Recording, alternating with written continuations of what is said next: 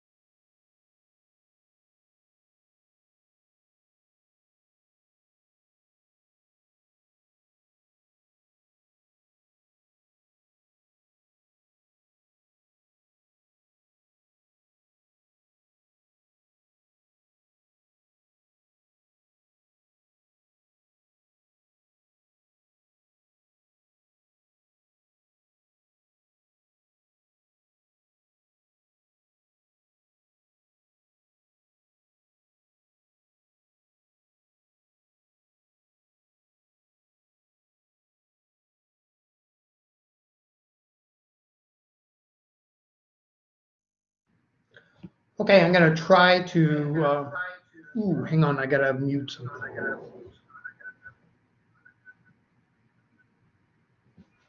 Okay, I'm going to try to do, I'm using 2 monitors today because of the freezing screen situation. So I'm trying something new, and if it doesn't work, I can always turn it off, the second one off. If it does work, then it makes it a lot easier for all of us. So um, for every one of us that's in Hanoi, I'm sorry, but we're almost about stay at home again. So the government, from what I heard, at 6 p.m. tonight will not shut us down, but we're pretty close. Okay, everybody should be in a presenter mode. Can you just text me to let me know or say yes?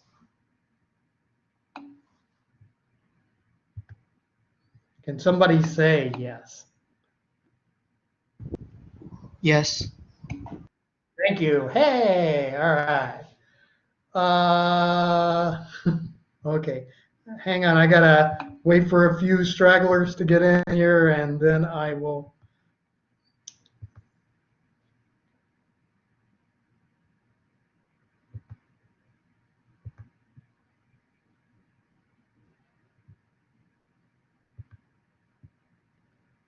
Okay, I have to be able to stay in. I have to be able to work in 2 different things because I gotta make sure that I get y'all the ability to be presenters. So hang on. Let me bring up the other.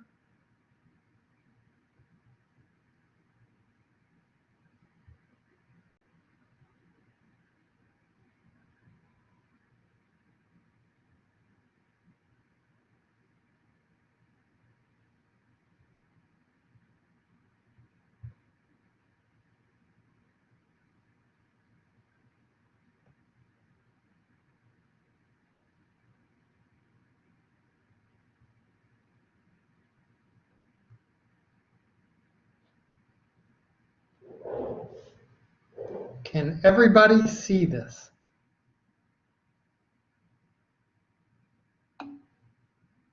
Okay, good. Oh, hang on. I gotta change somebody else.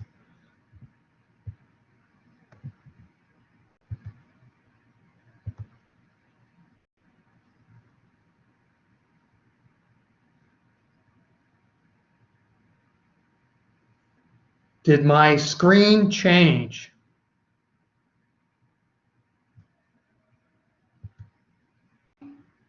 Good. All right. We're making progress to a bear. Yes, to a black bear.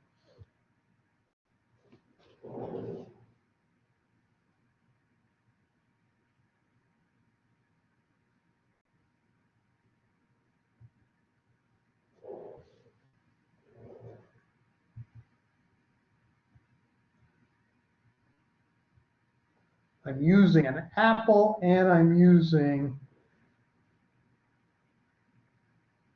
I'm doing too much. Okay.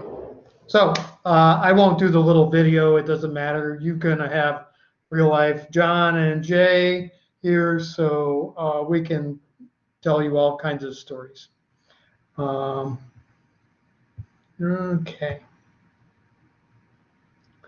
Okay, so today, before I start, let me give you the background of the bear. So next 2 weeks, we'll talk about supply and demand. I call it the Predator Edition because every time I've ever had this function, I was eaten alive. So as we go through the slides today, all the photography is stuff I've taken, and they're all predators. And also the same goes next week. Oh, let me get a new person in. Okay. And I should be able to read and, it changed. Okay, so demand and supply integration, a business has to, the senior leadership needs to know what's going on, The financial teams for the P&L and for the balance sheet need to know what's going on. You need to be able to the demand side is sales and marketing and channel partners, and supply is production and logistics and suppliers upstream. So all of these people have a need for information, and that's what we'll work through today. So we'll start with demand planning. And hang on, let me empower somebody else.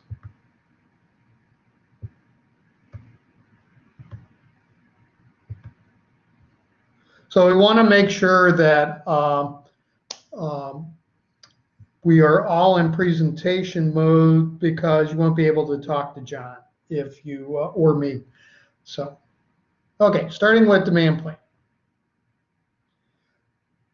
Demand planning is, the definition for demand is what customers would buy if they could. And this is unconstrained demand. So it's any number that your customers would buy from you if they could. The forecast is a projection into the future of expected demand.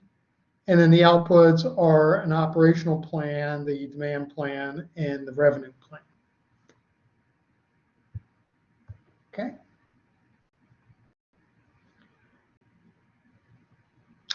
The demand planning is the main process to anticipate the act on the changing of the business outlook. It's a process used to manage the ups and downs. You do review the portfolios. And we'll talk about all of this today.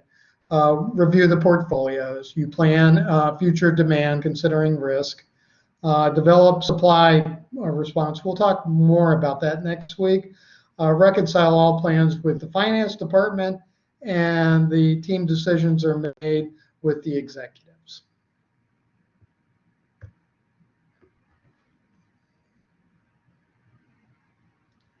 Okay, why does the business need a demand plan? Well, the current environment changes all the time, like right now with COVID. In my warehouse class tomorrow, we'll talk a lot about port stoppages again. All of that needs to be taken into account. Even though that's a supply item, you need to be able to talk to your customers about what the current situation is. It's a volatile economy right now, especially. Various world governments are very aggressive with regulating, and supply chain security issues crop up all over the globe from time to time. You need to manage your risk, and you need to be able to set up a mitigation plan. So what the demand plan does is it enables management to establish the desired levels of customer service, the inventory levels, and production to manage through all of these uncertain times.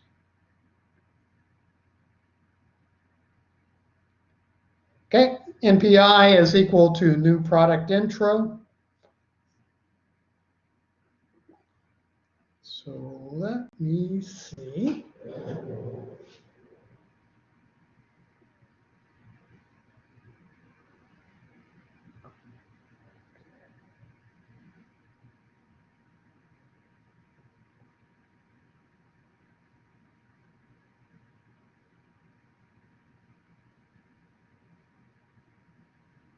Sorry, I'm on an Apple, and I'm not usually on my Apple on this. Okay, so do you know what a SKU is?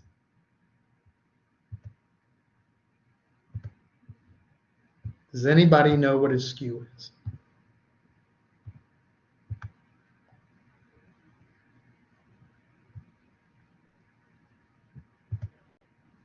Do you know what a SKU is? Stock keeping unit, it stands for stock keeping unit. And it's the designation of a product that you offer or a service that you offer. So if I make,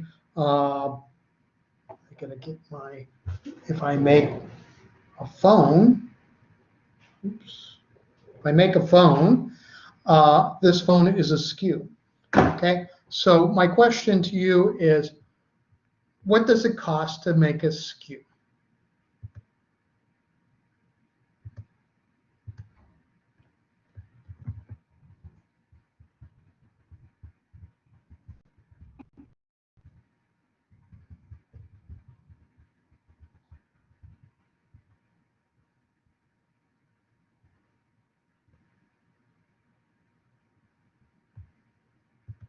Sure, it's in money. Materials, okay.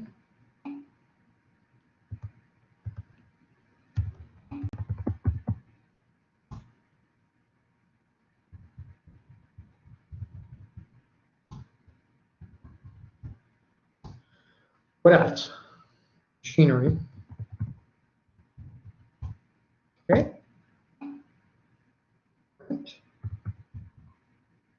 Facilities, okay. Keep going. So as you're creating a product, if I'm making this phone, what do I need to be able to make this phone?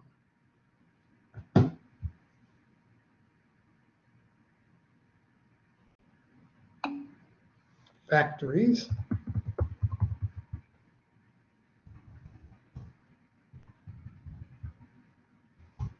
okay.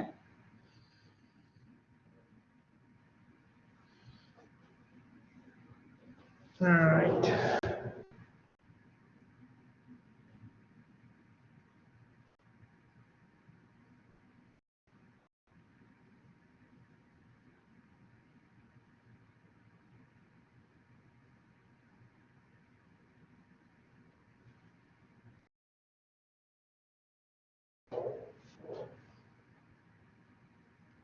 Scheme. There it goes. I'm scared the screen froze again. Prototype. Uh,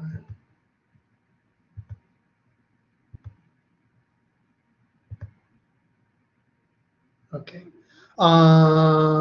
Okay. So this is what it costs to make a SKU. So you have manufacturing costs for changeovers, for scheduled changes, for components, for tooling, for maintenance, for work in progress inventory management.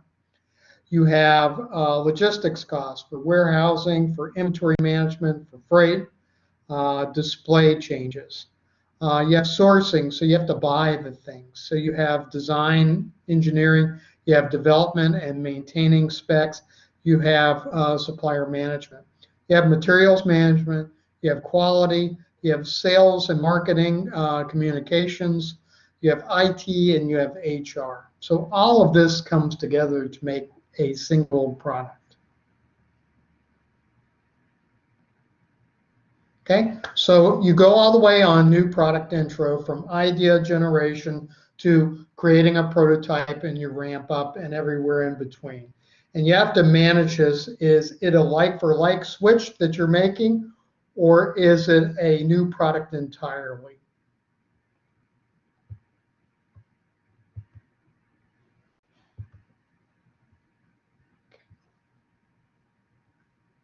Is this working better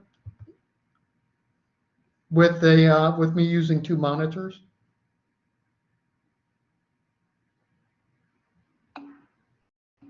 You're not freezing, right? You're not getting the frozen screen. Okay, good. Okay, so for a new product timeline, you go all the way from you identify what your customer needs are to the time you deliver to an actual customer. In phase one and phase two, it's really the marketing takes the lead. And it's engineering and technology you work through with procurement. And then toward the end of the second piece of this, manufacturing gets involved. Phases three and four are more in the engineering and technology lead. And certainly the marketing people still are involved because they have to sell the product that you're making. But that's when you get more manufacturing, sourcing, and the supply chain involved. And then the fifth and sixth phase of this is really manufacturing at that point has to take the lead.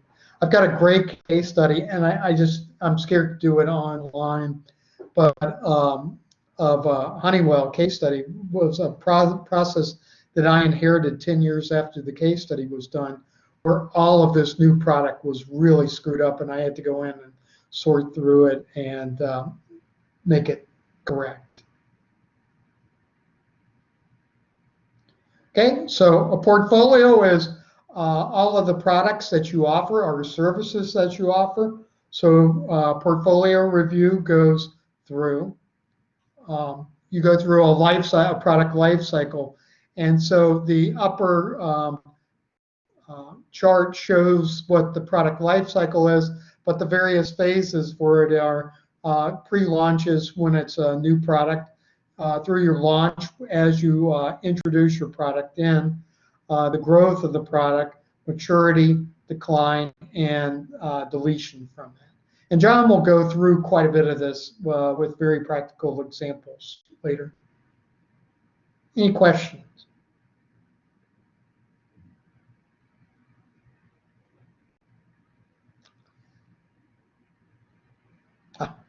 Forecast. Everybody still seeing things? You should have another bear on your screen. These are very bad bears. Yeah, this is a baby bear and a mama bear. You would never get in between them. Okay, so I thought about forecasting and demand planning is the only function of economic forecasting is to make astrology look respectable.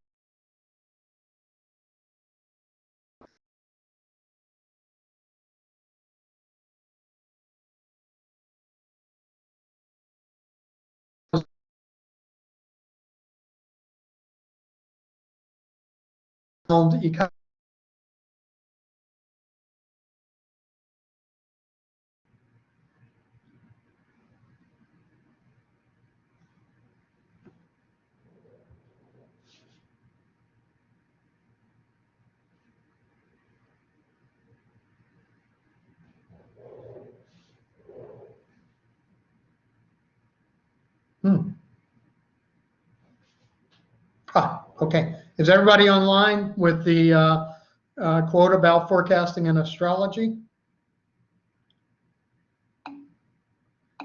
I'm just asking to be sure this slide is not the same on Canvas. It should be. It should say the only function of economic forecasting is to make astrology look respectable. Everybody have that slide?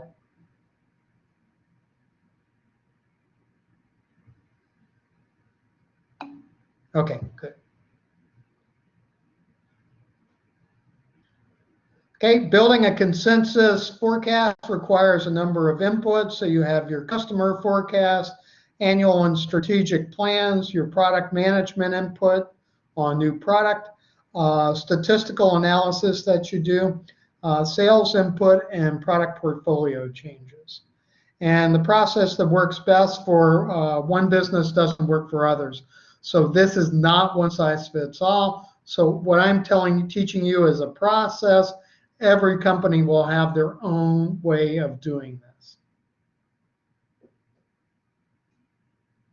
Okay. Forecasts are always wrong and should include an expected value of the forecast and the measure of forecast error. By the way, John is great at forecasting. I am great at being a boss of demand planners. Long-term forecasts are less accurate than short-term forecasts. Aggregated forecasts are more accurate than disaggregated forecasts. And the further up in the supply chain you go, the greater distortion. There's a really good game, if we were in class, that I would play called the beer game that shows you exactly that, the distorted signals that you get the further upstream. The basis for all planning decision, forecasting is the basis for all planning decisions in the business and supply chain. Your inventory level, your workforce planning, your hiring, your layoffs, your sales force allocations, promotions, new product intros, plant and equipment investment. So everything is baked off of this forecast, but you have to remember at the outset that every forecast is wrong.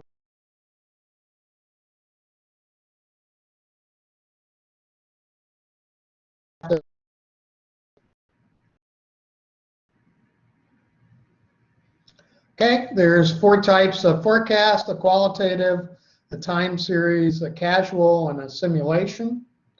And the components of these are levels, the trends, and seasonality. Seasonality is very, very important to most businesses. And as I said, you make sure that you are, the forecast error is the difference between the forecast and the actual demand.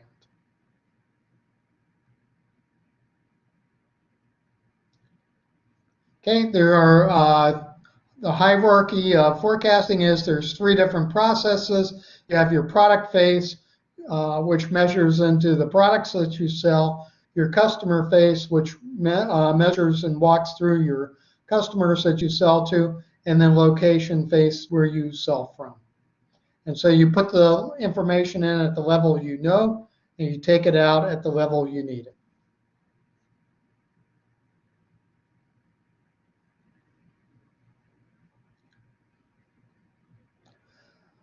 Components of forecasting: a business must identify the factors of influence their demand, and these are some is things like past demand, lead times, which is something that I specialize in, planned advertising and marketing efforts, again, seasonality, planned price discounts, your state of the economy, and the action that competitors have taken.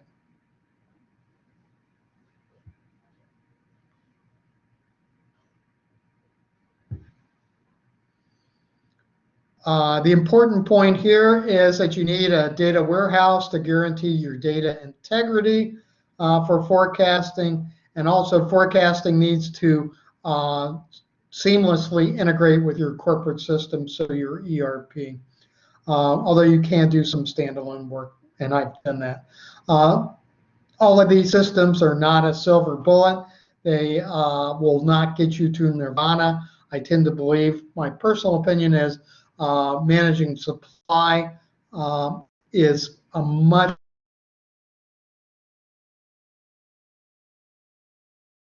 less risk because you can actually change supply. In forecasting, it's a very, very difficult thing.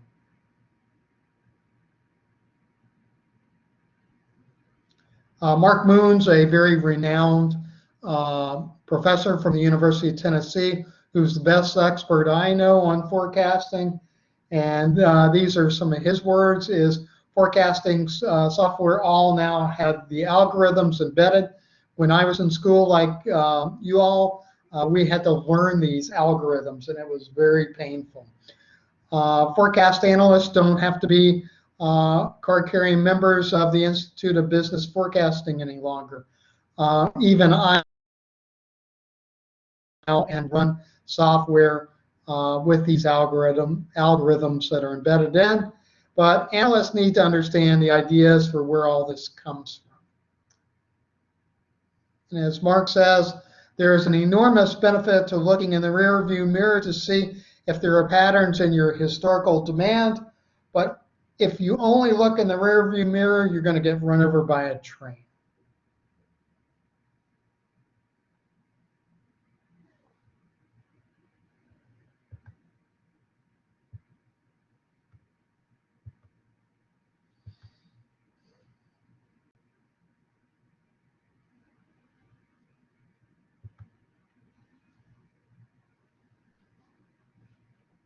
Okay, for the demand review, this was taken down by Ho Chi Minh City.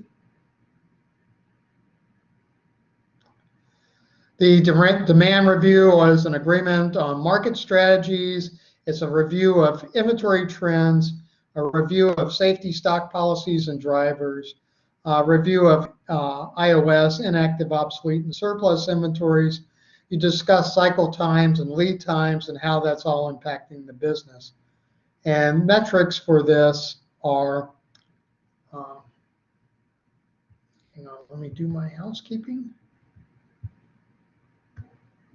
Okay. Some of the metrics for these are customer delivery performance, margin erosion, which is how much money you're actually making on your products, expediting, inventory, forecast accuracy and bias, master production schedule attainment, schedule adherence, supplier on-time delivery, and supply chain cost.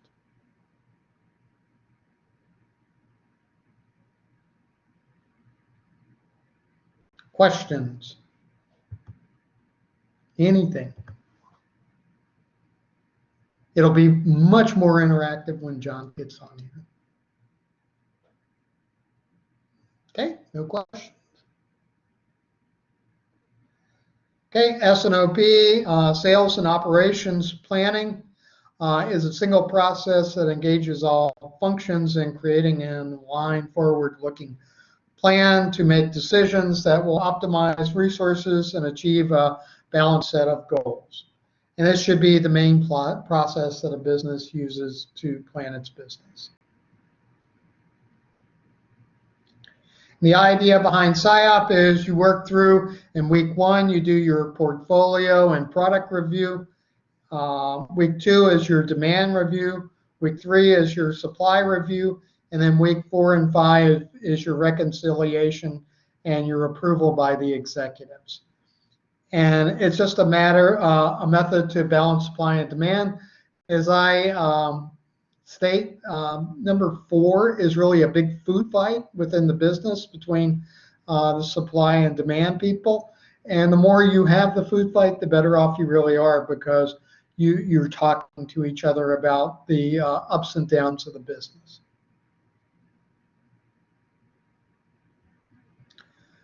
Implementations typically fail to achieve, and I've been involved in several failures here, to achieve their desired results due to human and organizational issues, not process or technical. And you can see here that most of these failures, about 70% of these failures, are typically due to the people. So I've come up through my 40 years of doing this. 60% of the issue is people, 30% is process, and 10% are tools. I've got a great example I can walk you through in Europe, where we handed the Europeans world-class processes and world-class tools, and we were total failures at the planning process because we just didn't take the time to get the people involved and to drive the people through the organization.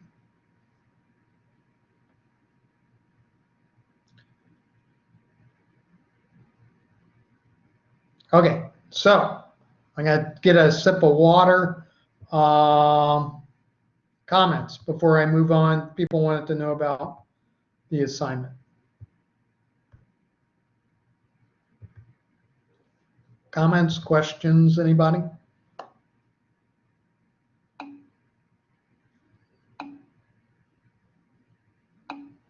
Poster, please. Yes.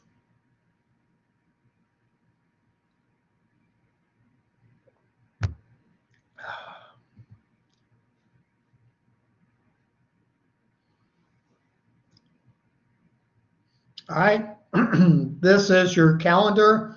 We're here in week 2.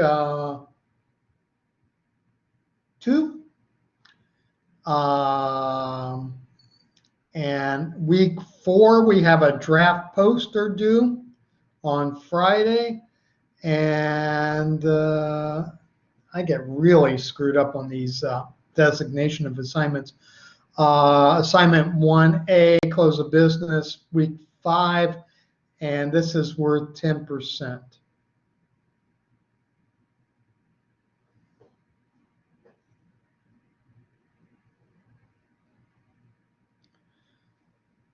Did everybody get the email that came out this week? I sent some questions back. Good, okay. I sent some questions back myself on this. So this was the email that you got. Please note that the companies for both Saigon and Hanoi is Amazon. And they tell you in here, don't directly go to Amazon. This is a question I've got. I know a lot of people at Amazon, and they're not real accommodating, and I doubt they would answer your questions. So at this point, I believe I'm going to ask you to send me your questions, and then I'll go back to Hung, and I'll talk with him. And then I guess I'll go with him to Amazon. I'm not exactly clear on how that is, but for the poster, video presentation, individual reflections, group report, you will need to work only on Amazon services and products.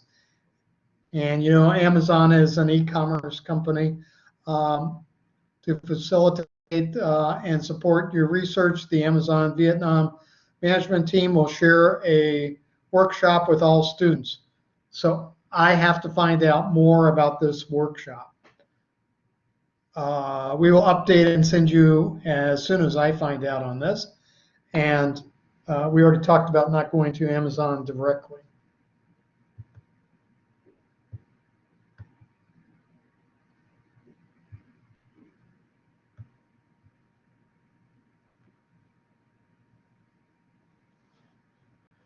Requirements are each student is required to prepare a poster including supply chain management context and objectives, 5 major issues and challenges, and a channel map. And I owe you all a channel map. Although I did see online there are some pretty good examples that they posted for you online. I'm going to do one up for you on Honeywell's controls business.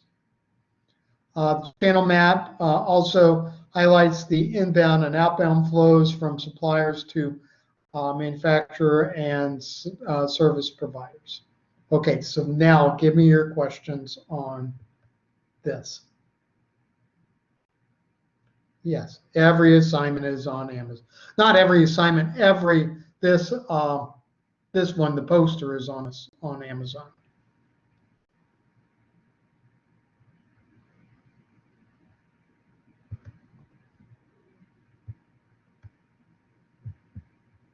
No questions? What tool should we use, like Photoshop? Photoshop for what?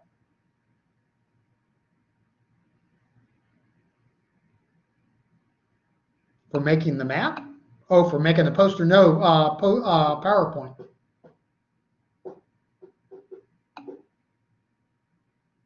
That's why I was going to make you up one I was going to make a mock for you of Honeywell.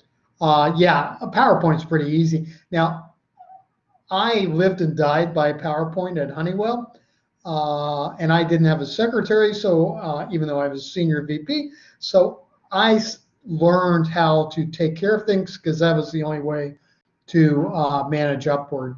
I'm aware you all probably are not as adept at PowerPoint as I had to become.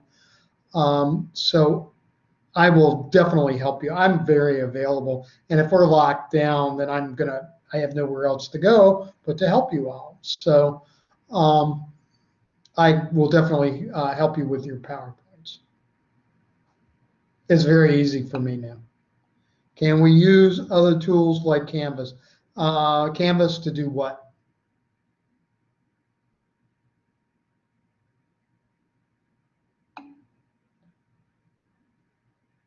Canvas star. I don't know that.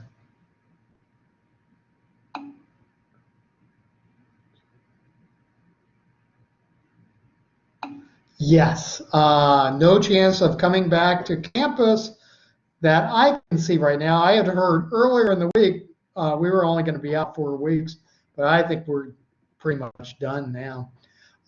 Yeah, so it's going to suck.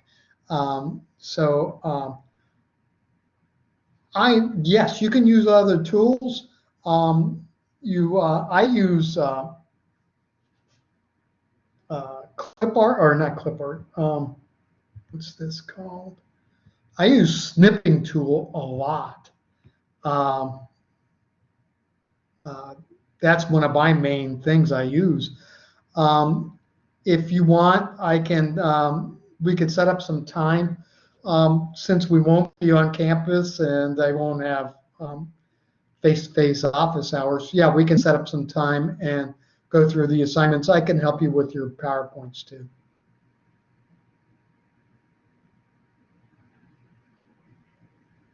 I can tell you when I got my master's degree, the greatest tool I learned in my 2 years of getting a master's was Paste Special, and Paste Special is a picture. That was a really valuable tool, and I still use that a lot to this day. Will you show us an example of the poster, or can you be? Yeah, I will. I have 2 classes tomorrow, and so if I'm locked down on Saturday, which is my normal day to go out, I'll try to mock you up a poster. I'll do Honeywell security business for a poster for you, because I already have a good channel map of that.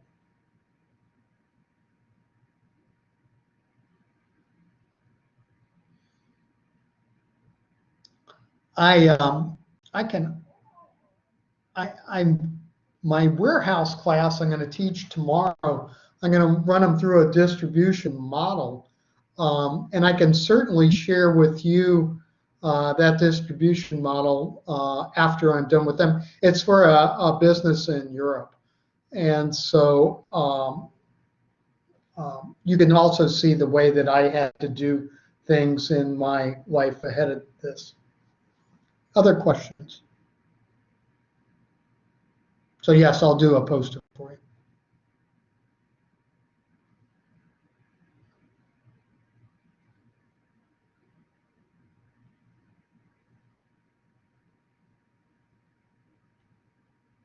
No other questions? Okay, let me go back.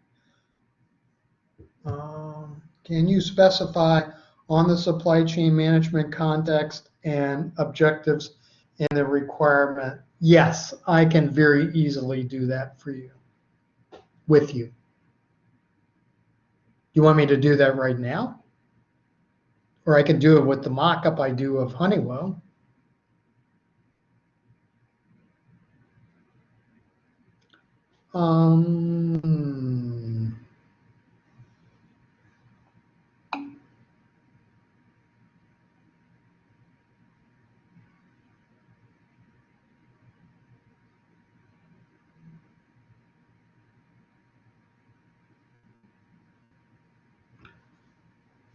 I might be blind, but the slides for week 2 on Canvas, yes, absolutely. My lectures are completely different since you have the slides from class. Mine should parallel completely with the slides that are online, but my slides are different because they're my slides. They're to supplement everything that so you have the lecture online that I think Riza's doing. Then you have my slides, and so that gets you 2 points of view on the on demand planning or supply planning. And then John's going to give you a third set here in about 15 minutes. He'll give you a third set of slides. They all correspond. They all say virtually the same thing. My language is slightly different than the textbook. As I told you all earlier, I know who wrote our textbook. I'm good friends with them, so we're all saying the same thing. We just use different words. Okay?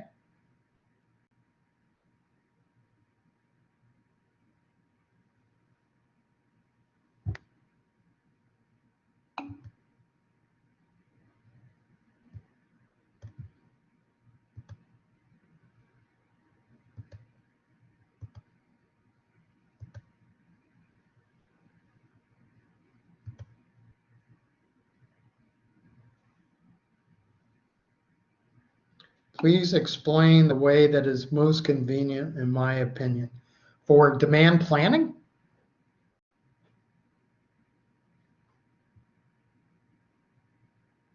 Is that what you want? Is my opinion on demand planning? No, the question above. Please explain the way.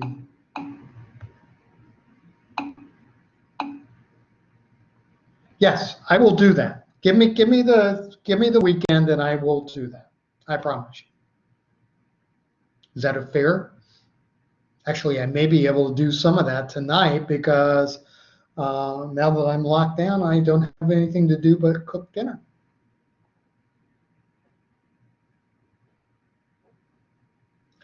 Also, when we talk about the supply chain, you want to hear the best. Listen to John too, because John's going to take you through. John is a real demand planner. I was the boss of demand planners. So while I did the work, he actually did a lot of the work. If you think it's suitable now, please explain. So let's go through John here in 15 minutes, and then let's circle back and see if you have additional questions. But yes, I will work through the supply chain management context for you.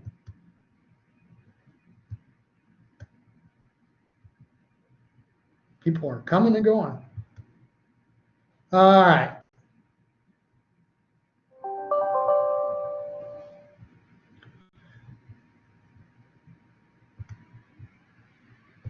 Okay, John Hellriegel is, John Hellriegel's our guest speaker for today. By the way, to help you with the terminology and all that, I'm going to work a lot more next week with some case studies. I decided to give you a flavor for people that do the work. So we'll do the work. We'll talk to John today. Next week, we'll do case studies. And between the two of those, you'll get a real flavor for the context. And also remember, I'm the one grading your papers, so I understand context. Okay, so John worked for me at Honeywell, but he's now an assistant professor at Rutgers University in New Jersey. Before that, he was at Estee Lauder making lipstick and cosmetics. He did that for 6 years. During his tenure there, he was vice president of global supply and also vice president of global planning. He worked for me as global director of sales and operations planning at Honeywell, which was a very tough job because nobody wanted to do the job the way he or I were trying to help them.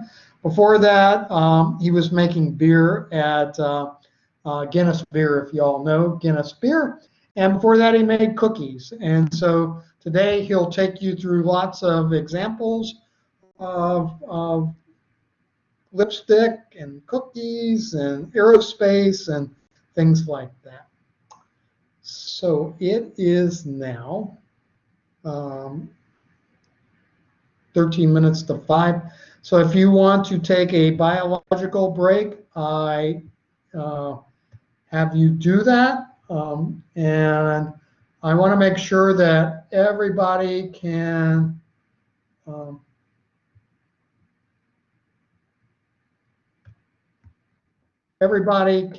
is a presenter, right?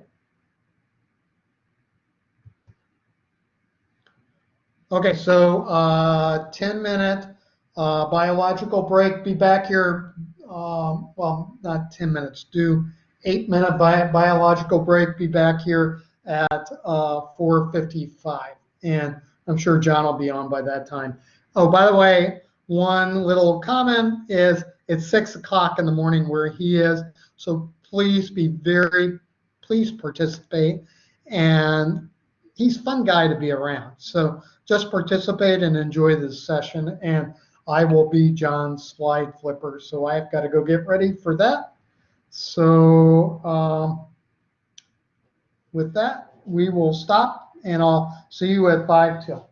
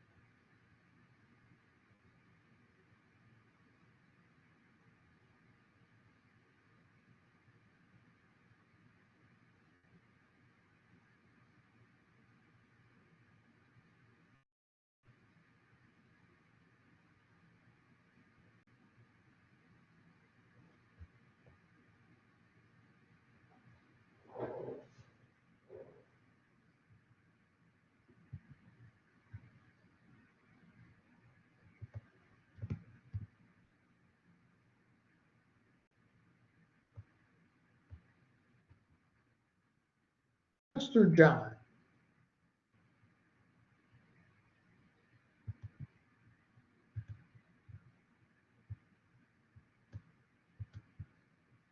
John, can you hear me yet?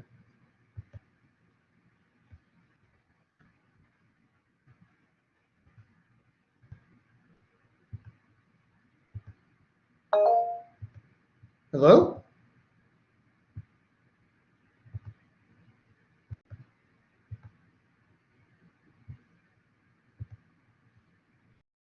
John, can you hear me? Oh, I got a promotion.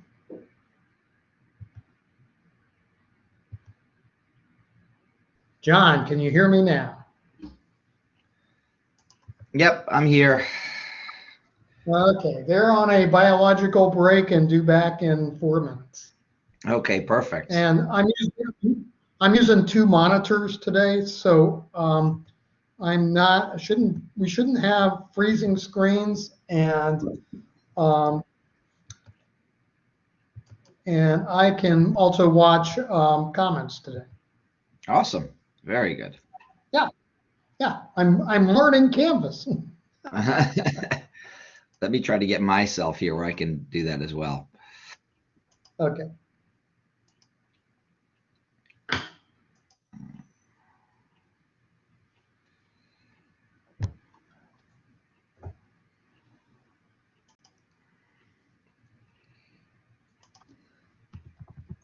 I'll type in chat here, see if that works.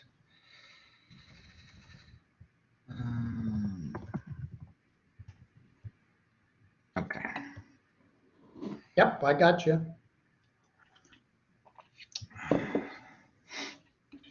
Today seems earlier than last time. Oh, does. Thank you. No, it's all good. I'm happy Hey, to be here. I got notified by the Hanoi government that we're down. Down, how do you mean? John? Yeah. COVID. Oh. Yeah, COVID got us. Yeah. So Ho Chi Minh, Saigon is in lockdown now for 2 weeks, and we're not in lockdown, but we're pretty damn close. Wow. So yeah.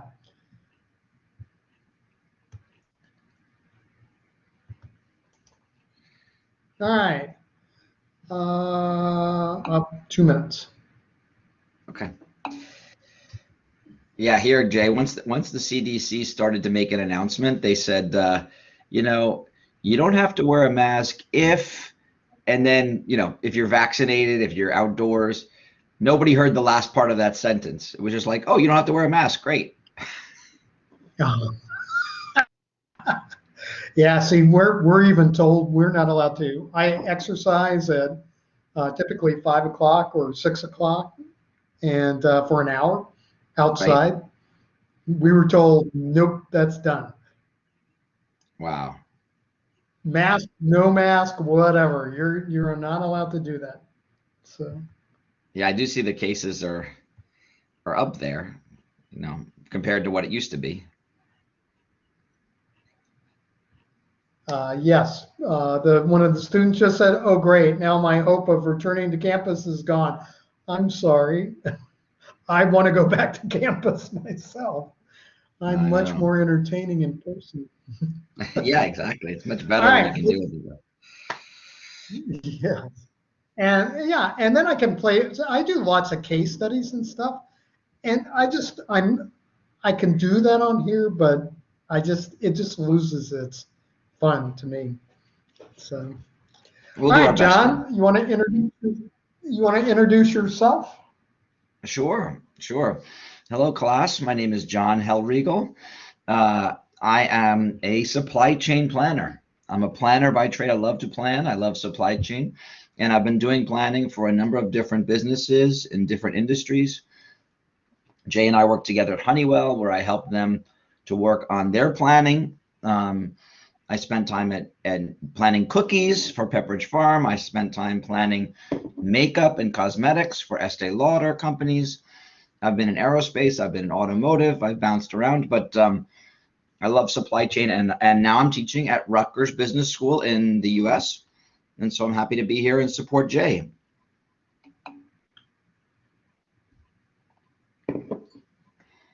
They think you're amazing. It is amazing to have him here. He is in New Jersey and you are in Hanoi. Yeah. All right. Do you want? I'm your slide flipper. So. Yeah, that's great. When you want to, are you sharing slides right now? Yep, I should be. Are you? Yep, I can Are see you them. I getting can it? see them. Yep. Okay, Okay, fantastic. Let's get right into it. Yeah, I think we have about an hour, so let's move very quickly. We'll get right into demand planning. So if you go to the next slide, Jay. So I'm going to ask a question, and you guys can talk. You can take yourselves off mute and answer the question. You can also use the chat. I'm looking at the chat as well. So I'm going to start the question. Why do companies forecast demand? And then the second question, why is it important? So tell me right now, with your voice or with your fingers, typing in chat, tell me why is it important to forecast demand?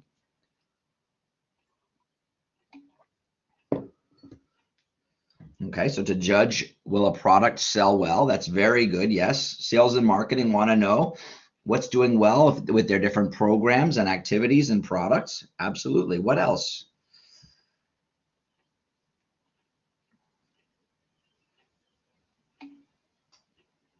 Okay, better planning to match the supply with the demand, right? To make sure that we're investing money profitably. That's right. We want to make sure inventory is at the right level, not too much. So we want to make sure that our inventory stays low by planning and only making what we need. Anything else?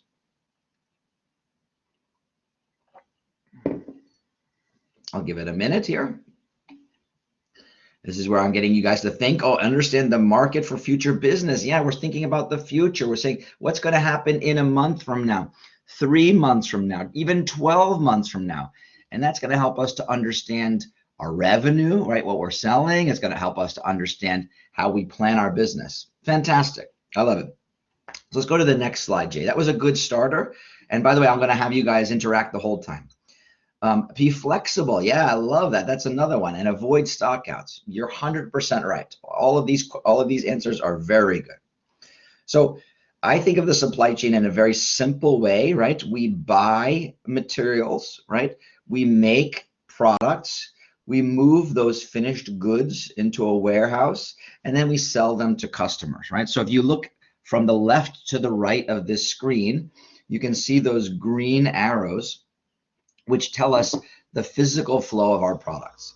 But in fact, if we want to figure out how much materials we should buy or how much finished goods we should make or which warehouse to ship to, we need information, right? And actually the demand plan starts that information flow. So the demand plan tells us what we're going to sell to our customers, what we think is going to happen, and that will inform and help us to create a distribution plan and an inventory plan. And we can work backwards from that and says if we need this much inventory, then we're going to have to produce a certain amount. And that's going to help us with our production and capacity planning. And if we know what we're going to produce, then we know the materials that are required to go into those products. So you can see how in a good company, we have all of these connections and links, and they all start with our demand plan, right? So if we're thinking about the supply chain, it's critical that we start with a good input of demand plan. Very good. So if we go to the next slide, Jay, we can even keep it more simple, right? So why are companies in business? We know this, right? We're here to make money, right? Companies are here to make money. And how do they get revenue? Well, they get revenue by selling stuff, whatever the customer wants. We have it, right? And that's really important. So service is critical. But then it's not just about getting revenue, right? We also need to have profit. Right? And so how do we get profitability, right? And that's the sales minus the cost is a simple equation to create profit. And so obviously if our cost base is too high, that's a problem. So ultimately, when you think about a supply chain, we want to support sales and give good service. We want to have available inventory, but we also want to do it at the lowest possible cost. And that helps drive profitability. So the supply chain is really critical to a company's performance. And when you think about demand planning is helping that. If we have good demand plans, we have good service, and we can have low cost and low inventory. But if we have a bad demand plan, we might have bad service, or we might have too much inventory. In fact, there are some companies where you have both of those issues, bad service, but you also have inventory on products that you don't need, right? And that is why demand planning is so critical. Let's go to the next slide, Jay. All right, so let's get into the approach a little bit. Again, this is a 1 hour class section, right? So we can't go into all the details, but we'll give you enough to get a very good taste. And there's lots more information you can learn online. People can connect with me on LinkedIn. I'm always happy to talk more about demand planning. So let's go to the next slide. Okay, so how do we do our demand planning? Well, you think about demand plans that need to be used by the supply chain. Okay, so we talked about the supply chain and the information. Demand plan feeds the distribution plan, feeds the production plan, feeds the materials plan. But you know what? It's not just the supply chain that needs the forecast of sales. In fact, people want to know, hey, we have a budget for this year. And in fact, how are we doing compared to our budget? Are we making more money or less money? And what actions should we do? Or what actions should we take? Right? We also want to set a budget for next year. And so when we think about setting the budget for next year, if we want to be realistic, we need to start out with a forecast. Okay. And so, in fact, you can see that sales, marketing, finance, our management teams, they all need the demand plans. And so that's important, right? And then there's another really important part. In fact, what we'll talk about today is, in fact, that not just information that supply chain has is important to create a demand plan. So if we want to create a good demand plan, we need to get information and input from sales. We need to get input and intelligence from marketing, and that's going to make a better forecast. But here's the challenge. In fact, although we want to get agreement between sales and marketing on our forecast, we know that actually there may be some reasons why people don't forecast accurately. And sometimes we call that objective bias, right? So people have other goals and objectives, and that causes them to be a little bit biased or inaccurate. Okay, so let's do, I like to do a little bit of business situations where we can really examine these kinds of situations. So I need a volunteer. I need someone who's going to work with me on a business situation. So does someone from the class want to go off mute and work with me on this acting? I need a volunteer. Will someone volunteer for me? Okay. So Nguyen Trung Hugh, if I'm pronouncing your name correctly, can you go off mute, please? I'm here. Okay, fantastic. All right. Hello? So how shall I call you? What shall I use for your name? Should I call you Hugh or should I call you Nguyen? Yeah, you can call me Hugh. That's fine. Okay, Hugh. Fantastic. All right, Hugh. So guess what? You are in my company. You are one of the general managers for a big business unit, right? And I am the CEO. So Hugh, it's great that you joined our company. I'm really excited to have you here. I know that you are a person who is going to drive for results. Are you happy to be here? Of course I am. Of course I am.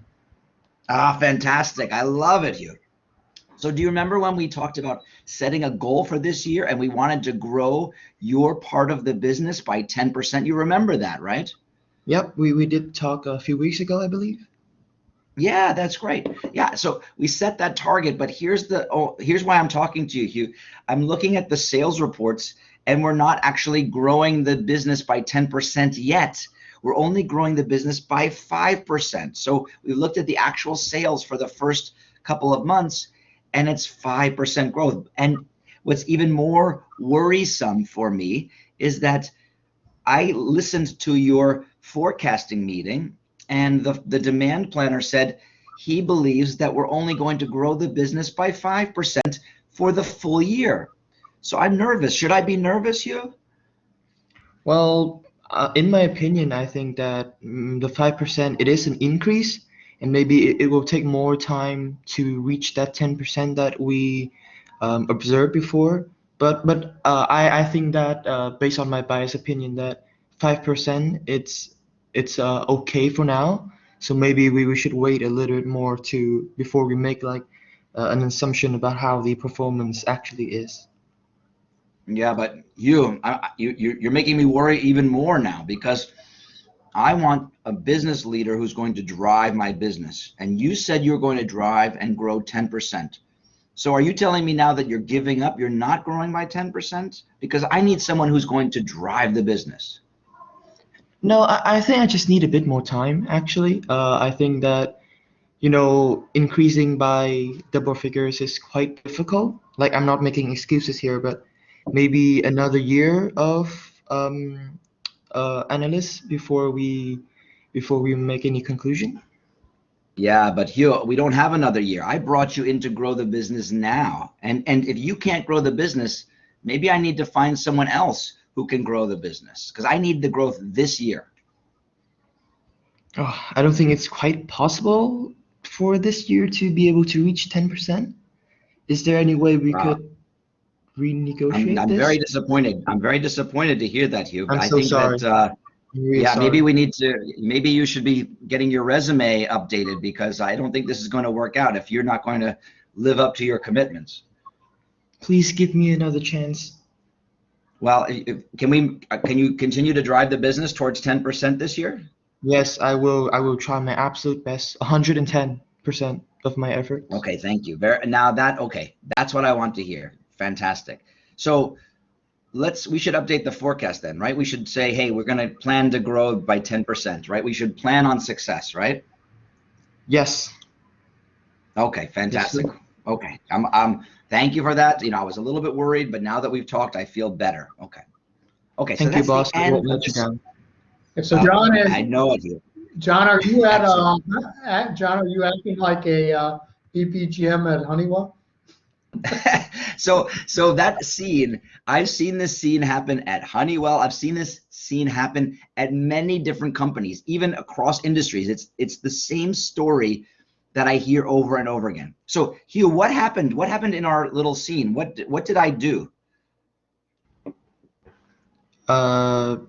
You scared me, I guess. I did scare you. That's right. I scared you. I pressured you, right? Right. I Yep. was being a bully. I forced you to actually forecast higher, right? And guess what? You did the right thing. You said, hey, you know what? If I've seen that we're only growing the business by 5%, and the forecaster who's looking at these numbers believes it's 5%, you tried to hold that position. You tried to keep it at 5%, but I wouldn't let you, did I? Let you. Yeah, that was scary. And yet this happens all the time. So guess He's what? still We going to just fire forecast. you, Go right, ahead, John? Jay. You're still going to fire him.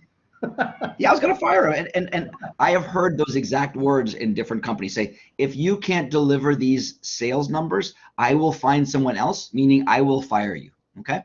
So that pressure from the top management to hit a target makes us forecast incorrectly, right? I mean, you believed it was 5%, the forecaster believes it's 5%, and yet we're putting the forecast to 10% growth, which is unrealistic. All right, so now questions for the class.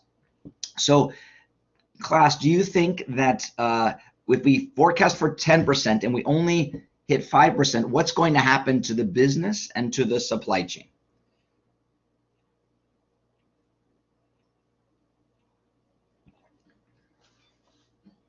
All right, please answer in chat, please. Oh my gosh, Hugh, don't sweat it. By the way, it was just a story. It's not real. It's okay. Okay, don't worry too much. So what happens with the business and what happens with the supply chain? Yeah, so we have a gap. That's right, Dot. Very good. We have a gap. There's our plan or our target, and then what's really going to happen or what we think is going to happen. And then there's this delta that's not really explained, right? So the business fails. Exactly. We don't forecast accurately. And so from a revenue standpoint, I believe, I'm the CEO. I just had a good talk with you.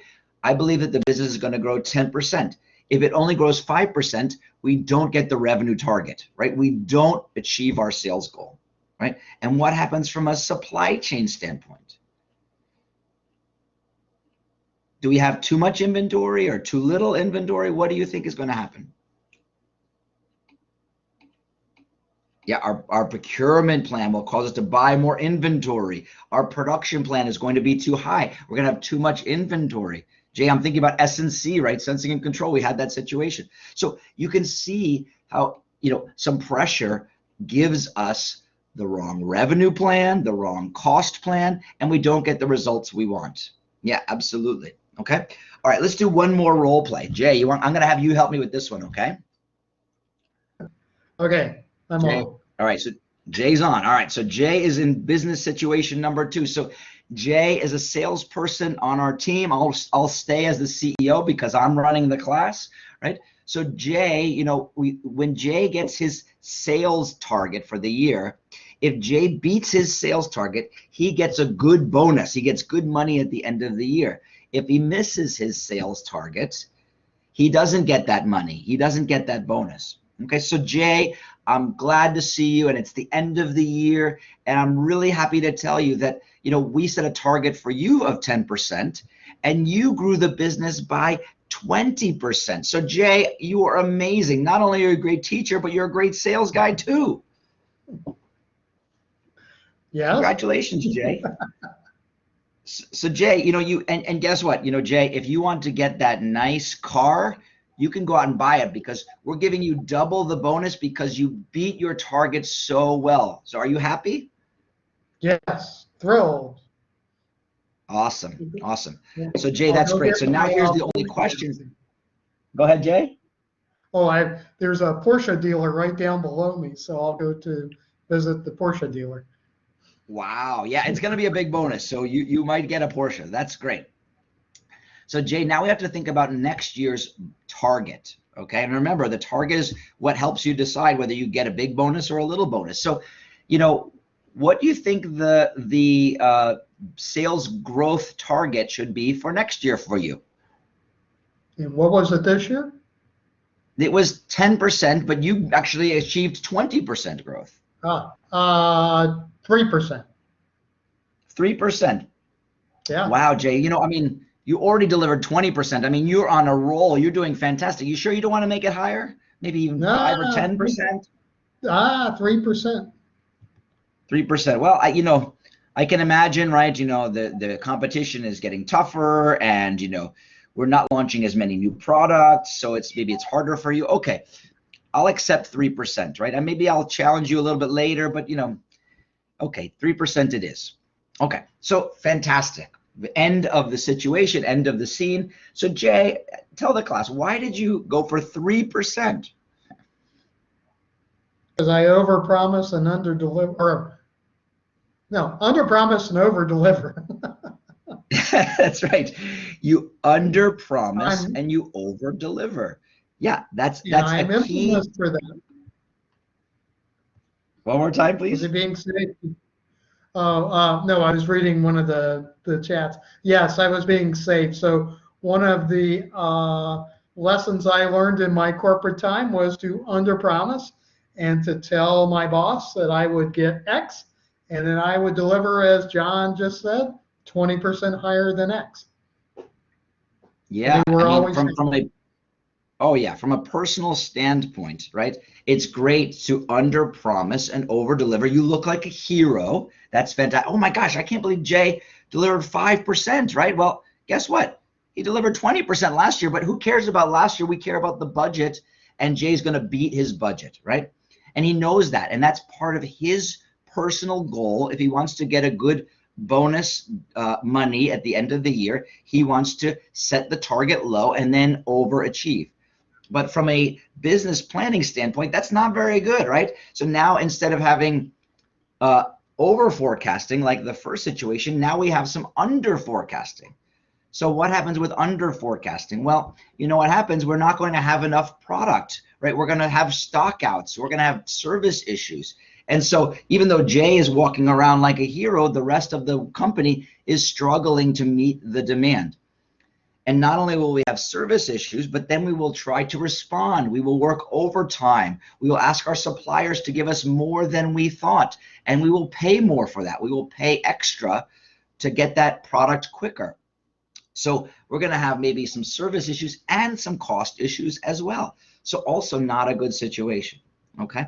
So it's pretty simple and clear to see with two situations how some people will over forecast and some people will under forecast for their own benefit. And that's normal, and we have to understand that, and we have to work with that as part of a forecast process. Okay, very good. Let's continue, Jay. Let's go to the next slide. All right, fantastic. So how do we actually do our demand planning? How do we create a forecast? Well, there's 4 simple steps that we think of, right? So first we have to understand the data. We want to look at the data. We want to understand business patterns. I always say that it's a best practice to graph the data so you can see the picture, not just the numbers, right? Then we go into developing some kind of statistical forecast. This is quantitative approach, which means that we use tools and models to look at the business patterns and make a projection or a forecast for the future. Okay, and usually past activities will repeat and move into the future. So if we're growing by 5% in the past, we're probably going to grow by 5% in the future unless something else changes, right? And that's where market intelligence comes in. So we want to get information from sales, from customers, from marketing about what is something that is coming up in the future that we don't know about, right? And so if we say, hey, there's going to be a promotion, we're going to take down the price by 20% next month, we should expect to see the sales come up, right? And we don't know that by looking at the past. We need information on future activities as well. And then finally, we have this thing called a consensus meeting, and the consensus meeting is about getting agreement. And so we want to make sure sales, marketing, finance, supply chain all agree to the forecast. So we all say, yep, we are working on this forecast, and we can have some discussion. We can challenge as well. Fantastic. So this is our process. This is a basic process, and we can always build on that. So let's go to the next slide, Jay.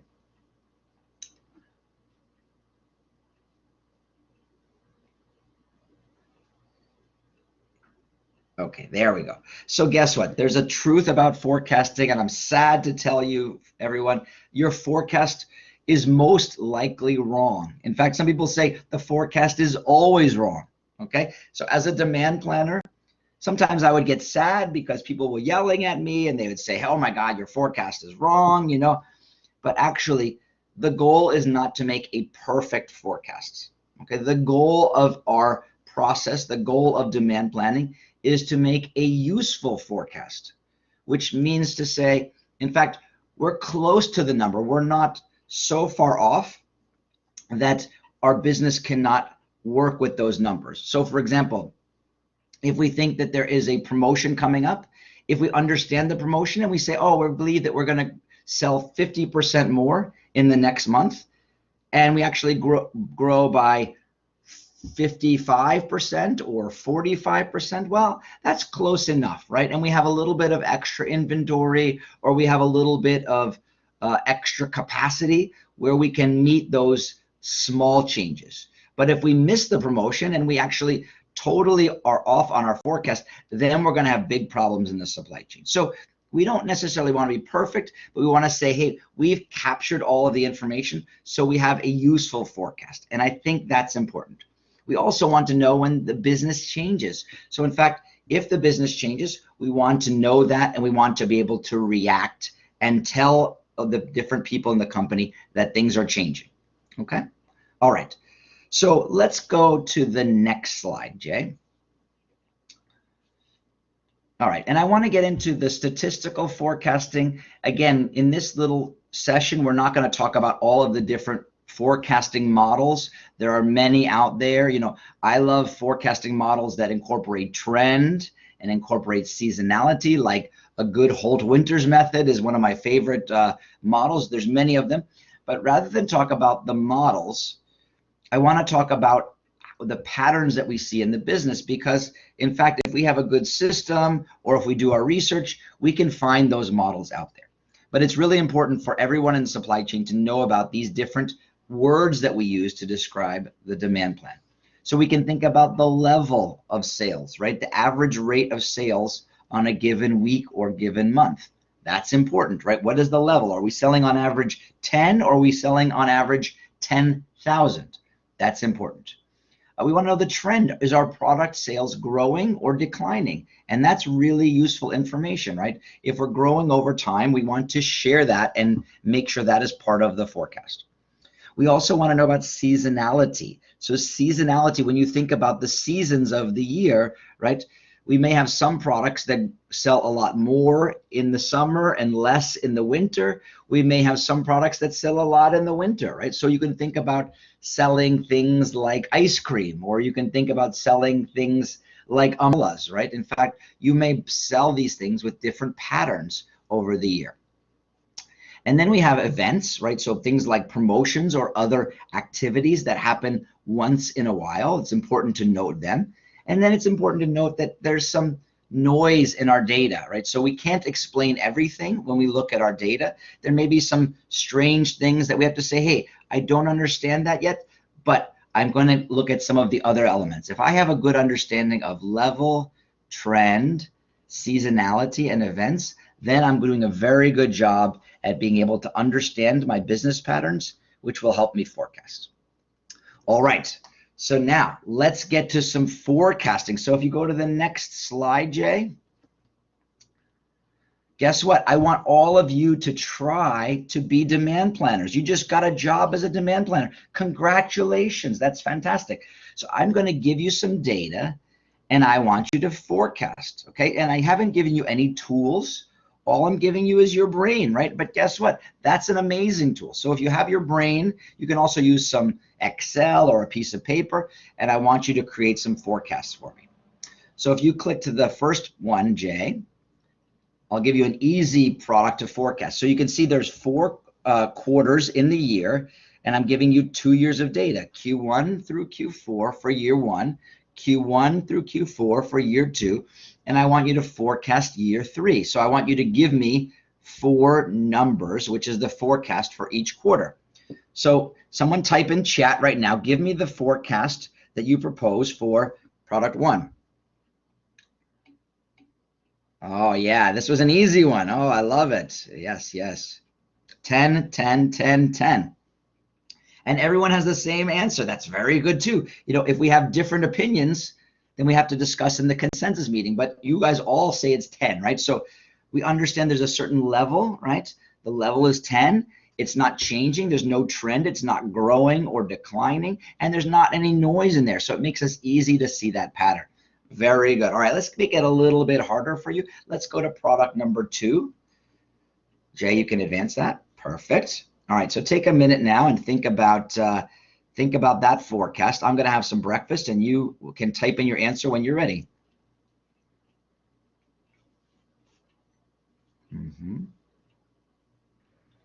Everybody, please note he's having breakfast and we're about to have dinner. That's right.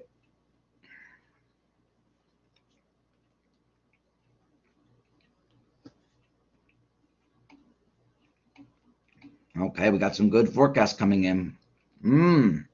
Wow, I see the same price. I see Vo Quang Hui says 48, 52, 56, 60. Nan is saying the same. Huang is saying the same. Okay, so Hui, tell me why you forecasted this way. I think the pattern is. Can you go off mute and tell me?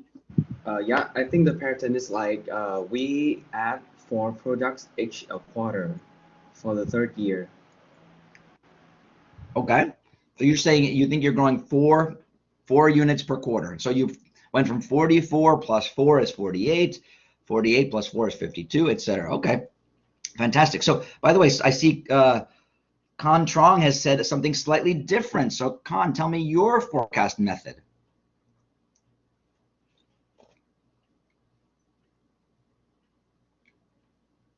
If you are able to go off mute.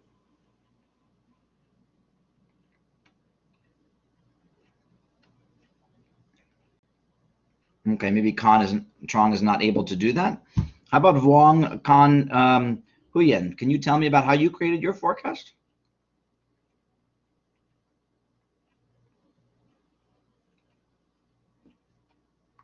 Okay, maybe we don't have microphones for everybody, or we Come have on, some shy folks. people. Oh, they can talk.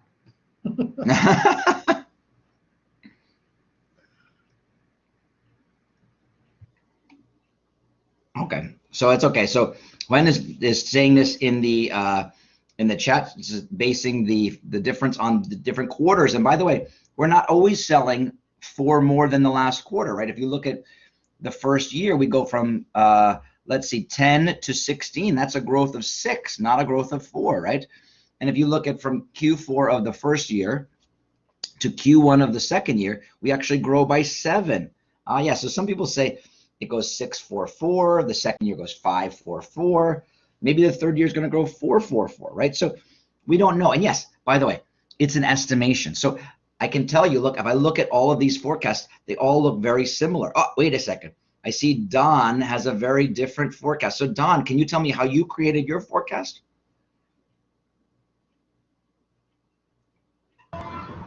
Sorry, my connection is very low. So can you hear me clearly? I can hear you, yes. Yes. So I see that after a year, they are changing between like the beginning of the next year, they are changing in the 7 digit. So but throughout the year, to Q1, Q2, and Q3, they are increased equally by 4. So I think the next year is my answer. Okay, so you see, hey, there's some big growths from Q4 to Q1, and you see sort of, medium growth from Q1 to Q2, Q2 to Q3, Q3 to Q4. So that's fantastic. Now, the other question you always have to ask was when you see a business pattern, you say, why is it happening, right? Why are we growing more in the first quarter of the year, right? Because if you're forecasting it that way, you also have to explain why, right? So guess what? Everyone has very similar numbers. You all have recognized that there is a trend that the sales for this product number 2 are growing. And you know what? We're a little bit off. Some people are a little higher. Some people are a little lower. But actually, you all have developed very useful forecasts, and that's our goal. So fantastic. All right. Let's go to the next one, please, Jay. Okay, this is getting a little more tricky, but I think you guys can handle this. So take a minute and see if you can forecast for this one too. And then I want to hear what type of pattern you're seeing there. Okay, so give it a minute, take your time, think about it.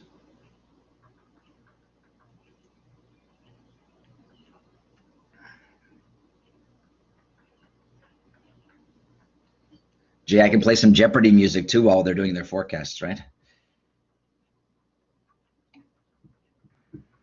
Yeah, I'm going to need to learn how to bring multimedia in. I'll let them see. That's right. So it's likely to be a seasonal product, Danny says, and he says 6/11/11/45. Okay, fantastic. Let's see if there's other people who maybe have similar ideas or different ideas. So I want to see 1 or 2 more forecasts if you can create them and type them in.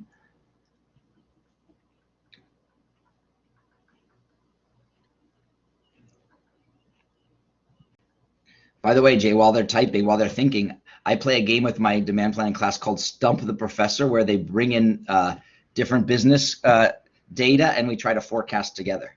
It's kind of fun. Really? Oh. Yeah, it's cool. Stump the Professor. All right, I need one more forecast. Danny has been good enough to give us a forecast here. Everyone else is either falling asleep or they're thinking still. But I'll give you 1 more minute.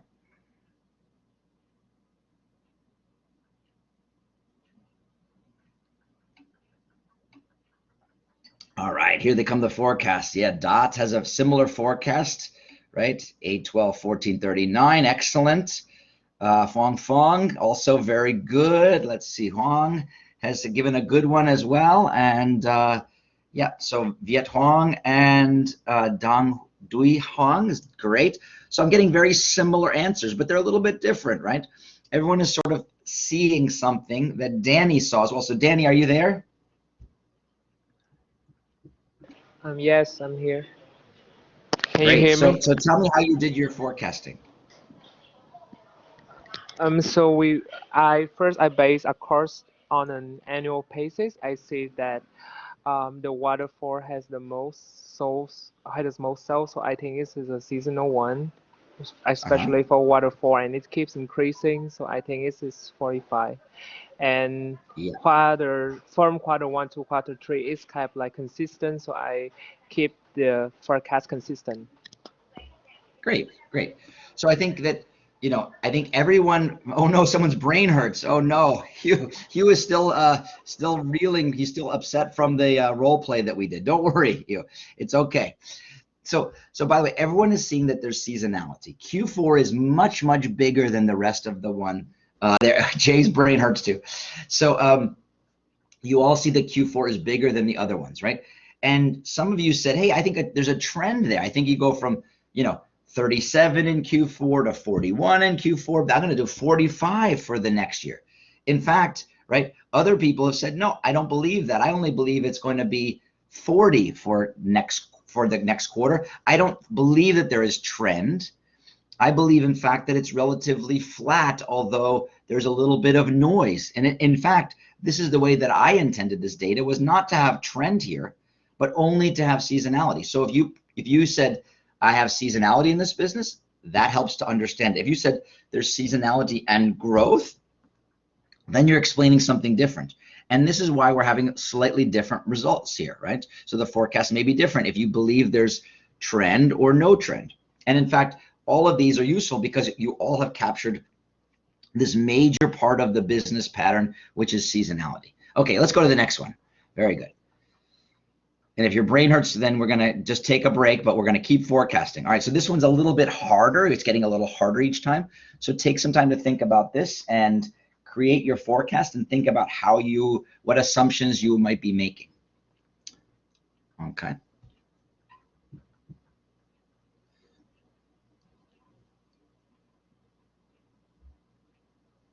And now I'm starting to also know who is going to be who's going to say, I love forecasting. I want to do this for a job. And who says, oh no, I never want to do forecasting, right? And that's okay. We have people who do it and people who don't do it. That's okay.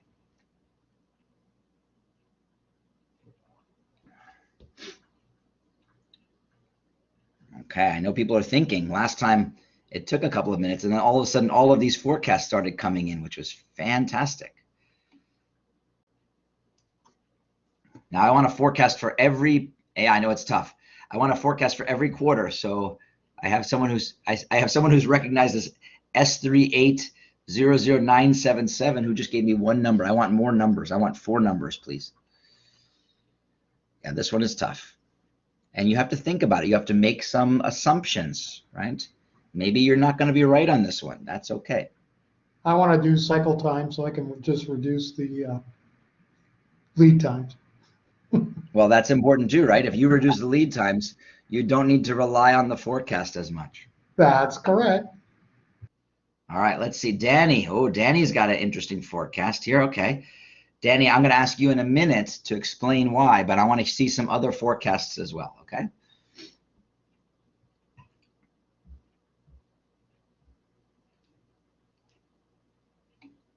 Okay, all right, let's see.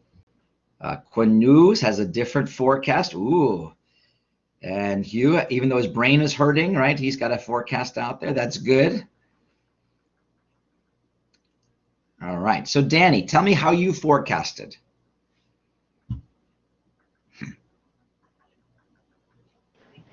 Can you hear me clearly? Yes?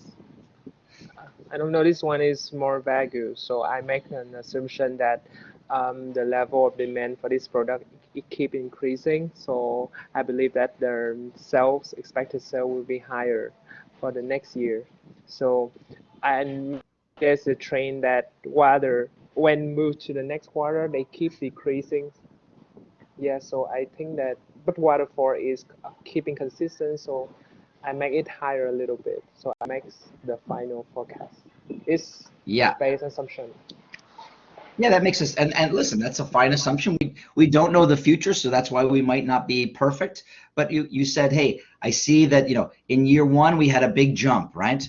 And then it went down a little bit. So now from year one to year two, now from year two to year three, you're saying there's going to be another big jump, and then there's going to be that it now is declining a little bit. Okay, let's see. Let's see. How about let's see. I think there's Truong Hunan who said, you said maybe there's an event that happened after the first quarter three, and so now the trend is dying down. Can you explain a little more? What do you think is happening there, Nan? I don't know, maybe for this particular product, maybe a celebrity endorsed it for like a whole year, but then starting to stop, because I can see the sales from the second quarter one, not for the second years, to decline throughout. Yeah, I don't know. Yeah, no, listen, that's fantastic. I mean, here's the one thing that I love about your analysis. You identified something that happened, right? Between Q3 and Q4 of the first year, you saw this big jump, right? So you have to say, what happened? And then you look at the pattern from then on and you say, okay, then it's sort of flat, maybe it's declining a little bit. So, you're forecasting, you're assuming, okay, we had this big event and now we're slowly declining, right? And by the way, I know other people, right? So like Danny or New, they've said, hey, look, we jump and then we come down again. And they're predicting another jump in year three, okay? Oh, by the way, Hugh says that's actually genius. He loves that idea, right? So in fact, from looking at the data, you have different forecasts. Now our forecasts are getting really different. If you look on chat, right, some people forecast 81 for the first quarter. Other people forecast 48 for the different quarter. So we're going to be, someone is going to be wrong. We're going to be different, very different there, right? Now, what if I told you that the sales guys gave us information and they said, you know what, we had one major customer plus some small customers in the beginning of the year one, and in Q4 we gained a second major customer. Okay, so that explains why we went from 24 to 46, right? So if we're forecasting for year three, there's a key question we need to ask sales. You got a big customer and we saw a big jump in sales, and now we're sort of flat or maybe declining a little bit. The question is, are we getting another big customer, right? So we actually, without really answering that question, it's very difficult to forecast what's going to happen in year three. But that's why we have to talk to sales and marketing and say, hey, what's going on? We saw this big jump. And once they tell us, oh, it was a new customer or a celebrity endorsement, then we can forecast a bit better. Okay, and someone else said, hey, I think that the product was in the growth stage and now they're in a more mature stage. That could also explain it. So we need to do more investigation. We look at the data, but we don't have all the answers. And that's part of the puzzle of demand planning. All right, let's go to the last one, Jay. All right, so this is a new product. We don't have all of the demand there. In fact, new product has some very strange behavior sometimes, which is hard to figure out. But let's try our best, and let's see if we can do one last forecast on this product, okay? So take a moment, and then after this forecast, we'll continue on with the class.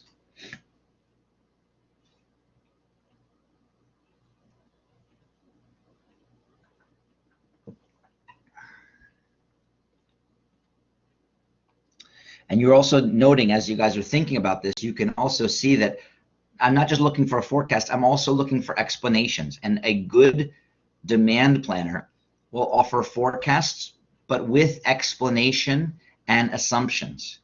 And if you have those explanations and assumptions, that's going to make your forecast even stronger, and we're going to learn from the results, good or bad. All right, this is for my experts here. I want to see some good forecasts with some good reasons for product number 5.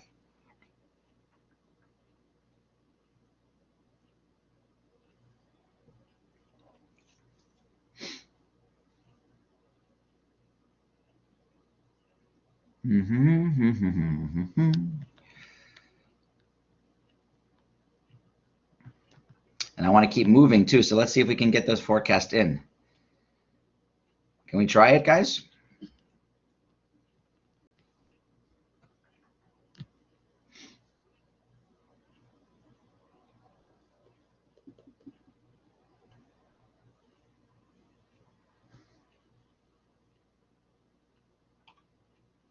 Jay, our class is starting to run out of gas here.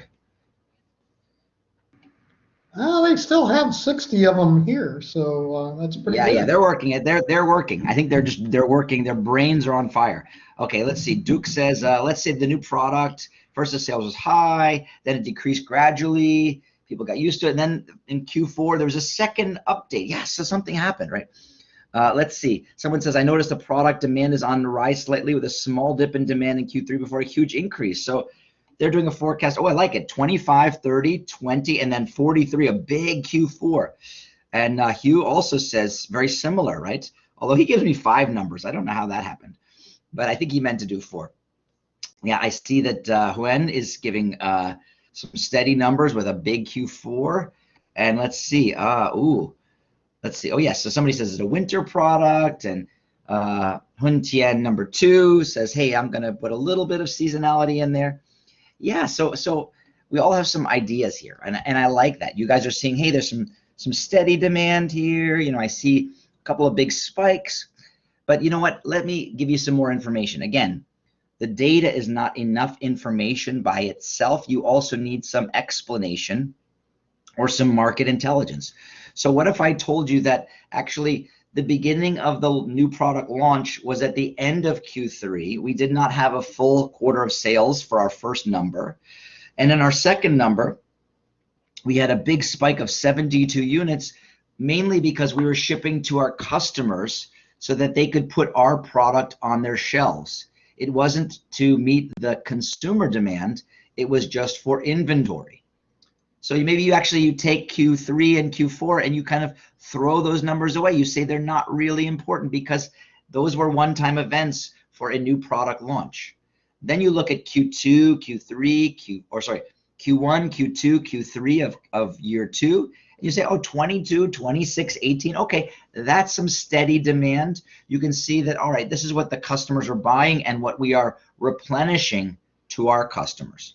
And then Q4 of the year 2, what if I told you that was a promotion? That was another one-time event. We did a price drop so that we could introduce more people to our product. Well, then you would say, all right, well, guess what? Some of these numbers are not important for our forecasting. Really, we're only looking at Q1, Q2, Q3 for year 2. And now your forecast is maybe something like 20 units each quarter. And that's a very different forecast than some of what you created. So you guys did a good job with the information you had. But again, we need to understand the business to make the best forecast possible. Okay, fantastic, fantastic. All right, let's go to the next slide, Jay. You guys did a great job. I love it. There's some great demand planners in there. And you're starting to get a sense for interpreting data, asking questions, and then trying to come up with a useful forecast. So let's talk more about the market intelligence side. So let's go to the next slide, Jay. So I can tell you about, there's this art and science in developing a robust forecast. We need market intelligence. The models and the patterns are not enough. We need to say, hey, what are the future activities that will change the forecast, that change the business pattern? We need that information. So let's talk to these people in our company. So go to the next slide, Jay.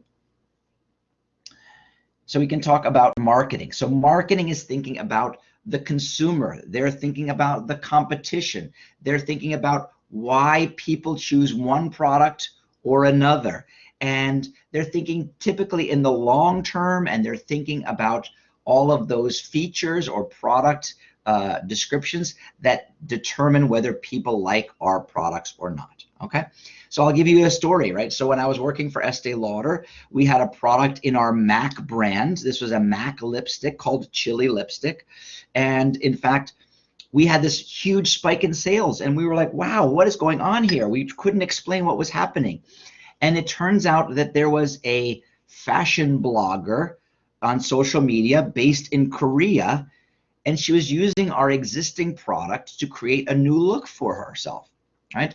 And so because so many people were following this fashion blogger, all of a sudden the sales in Korea started going crazy, right? In fact, the sales in China also started spiking.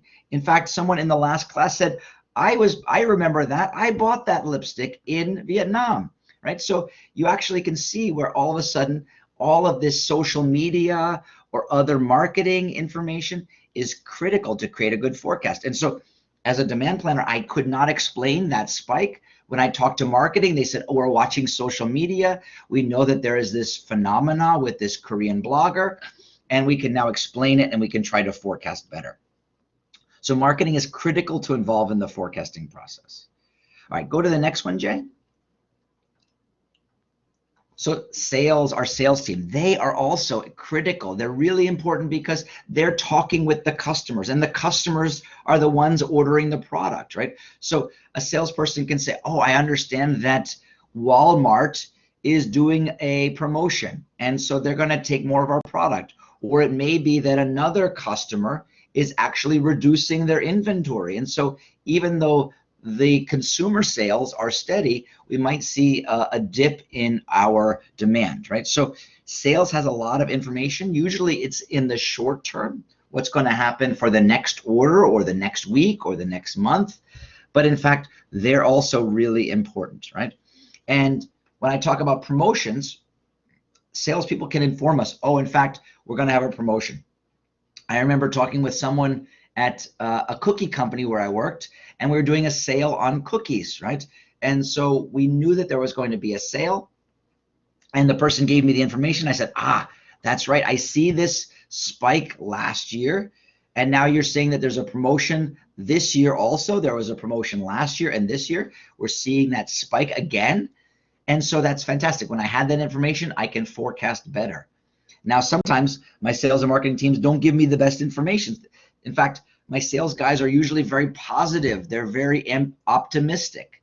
So this cookie salesperson said, oh, we're doing this promotion. It's going to be so much better than last year. And when I started to ask questions, it turns out that the price discount was going to be the same as last year. The advertising was going to be the same as last year. The displays were going to be the same as last year. So he was very excited. He was very ambitious. He said, our promotion is going to be so much better. But actually, I took away the information that said, we're doing a promotion just like we did last year, and it's going to be around the same type of promotion as last year. So we should expect the same results. So my sales guy was very optimistic. And in fact, if I took all of his information, it would be very misleading. Okay, so let's go to the next slide, Jay. So it's interesting, right? And there's this insight that came from someone at Sony, right, who said my sales force turned out to be the world's worst forecasters, but the world's best adjusters. So think about that for a second. And in fact, what's interesting is we don't want the sales team to create the forecast. We want them to give information so we can adjust the forecast and make it right. So if you go to the next slide, Jay, you can see the best practice. And the best practice for adding market intelligence is to look at forecasts where we don't understand everything. We want to capture the activities from sales and marketing, and we want to document those assumptions. We're not going to take their forecast, but we want to take the information so we can create a better forecast. And that's critical. Okay, let's go to the next one, Jay.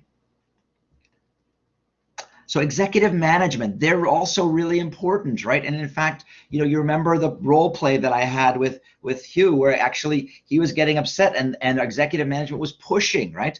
And the executive doesn't always think about the forecast for this product or that product. They don't always think about, you know, the supply chain. They're trying to say, hey, are we gaining the competition? Are we investing properly? Is our strategy working? And are we going to achieve our target? And so executive management is a key part of our planning process. We have to get them to be part of our discussion. So if you go to the next slide, Jay, I want to ask the class a question. Is it okay to argue with management? And if it is okay, how do we talk to management and how do we try to get them to the best forecast possible? What are your ideas here? Can you tell me in chat, is it okay to argue with management and how should we do it?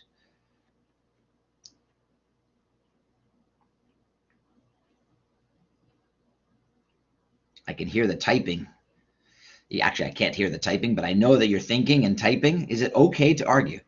So Hugh says, yes, you can stand your ground sometimes. But by the way, it's hard. You know, when you're a small fish, you're the small demand planner, and there's the big fish, the boss. It's hard to stand your ground. But yes, so how do we do it? What do you think, guys? Okay, you have to have reliable evidence. I love that, Nan. We want to have evidence. We can say, look at this picture. Here is the trend of the business. This product is going down. Even though we want it to go up, the trend is showing that it's going down. The picture helps us a lot to do our explanation and to argue. Yeah, what else? Anything else? Yes, we argue with respect and logic. We say, look, by the way, I want the business to grow as well, but you can see that it's going down. So that's really important too, right? At the end of the day, our leaders make the decisions, but we want them to have the best information, right? Okay.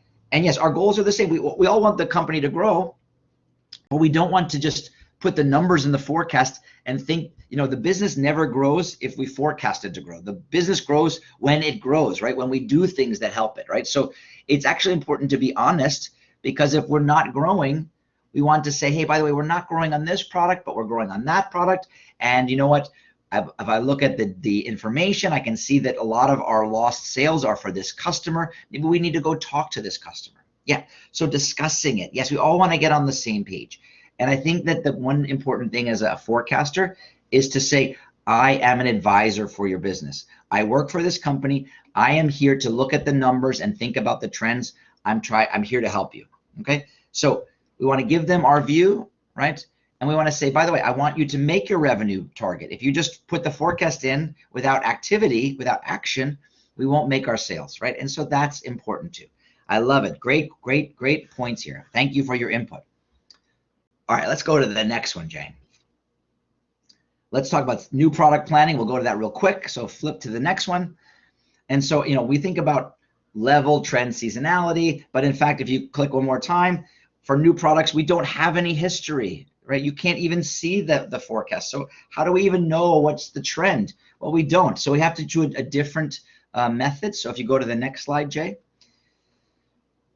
you can think about using assumptions. Okay, so we're getting towards the end of this class. So I won't go through all of the assumptions, but in fact, we don't have any history. So we have to make assumptions about what can happen.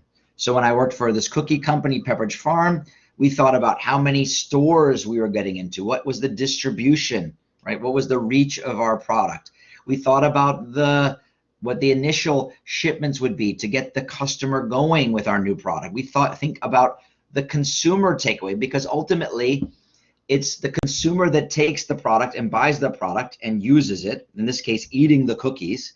And that's what's driving the customer to buy more from us, right? So we have to understand the consumer because they're really driving the demand.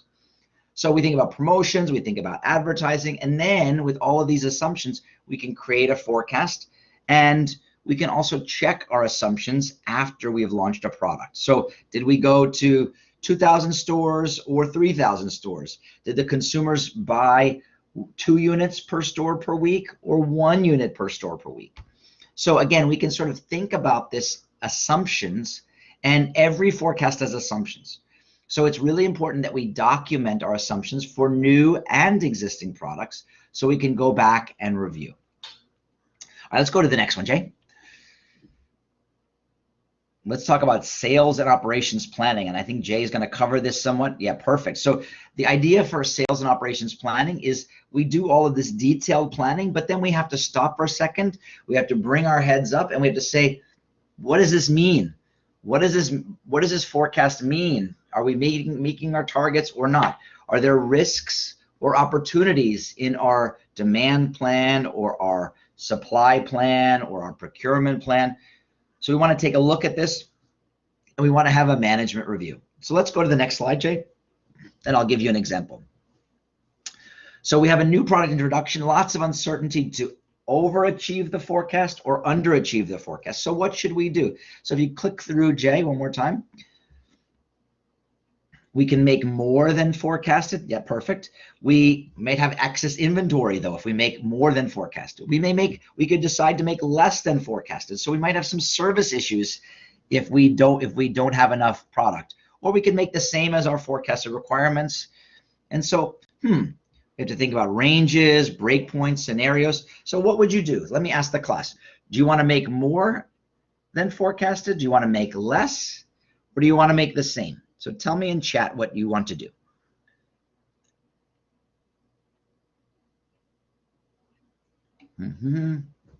Okay, all right, interesting. We're having different ideas. Make more, make less, make the same. Oh my gosh, in the first 3 answers, we have all 3 choices, right? So Min, why would you make less than forecasted?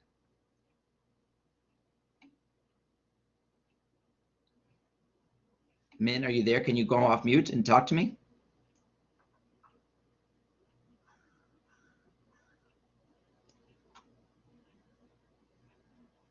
Hi, do you hear me? I can hear you. Hi. Yeah, go ahead. I think that we should make less than forecast because I'm afraid that the forecast may be wrong, and if we make more, maybe there so much inventory and it will be happens a problem. Yeah, that's a great answer. And yes, we don't want to have too much inventory, you know. And also I can tell you that a lot of people over forecast new products, right? So sometimes, you know, you say, oh my gosh, we keep over forecasting these new products. We have so much extra inventory. Boy, I want to make a little bit less. So that is an option for sure. How about New said, let's want to make more than forecast. So New, tell me why you're thinking the other direction. That's Quinn New. Can you answer what you're thinking?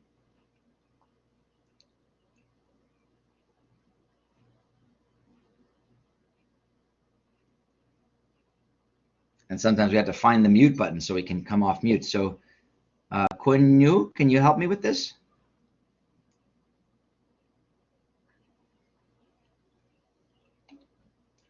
Okay, you typed in the chat, it's better to have inventory than less in case the forecast is wrong. So yeah, in fact, a lot of people in the business and even in supply chain say, hey, look, you know what? I get yelled at if I have service issues, right? And so in fact, if I have more inventory, well, you know what? Inventory is not great, but service is really a bad issue, right? So I'm going to make a little more than forecasted. And sometimes that's the right decision.